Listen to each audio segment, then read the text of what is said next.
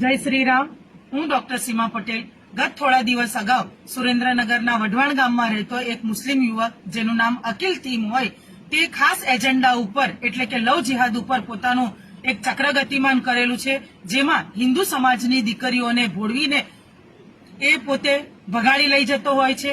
તે દરમિયાન આજે ચોટીલાની એક હિન્દુ સમાજની દીકરી સાથે પણ આ જ બન્યું છે। અકીલ તીમ નામનો આ મુસ્લિમ યુવક પોતાની પ્રેમ જાળમાં હિન્દુ સમાજની દીકરીને ફસાવી લઈને ભગાડી ગયો છે।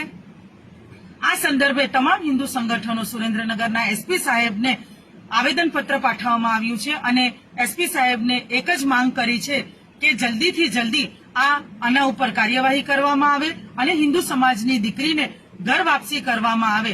જો શોર્ટ ટાઈમની અંદર થોડા સમયોની અંદર જો દીકરી સુસુરક્ષિત પોતાના ઘરે પાછી ફરે નહીં તો તમામ હિન્દુ સંગઠનો દ્વારા ઉગ્ર આંદોલન કરવામાં આવશે અને ગાંધી ચિંધ્યા માર્ગે જાશું।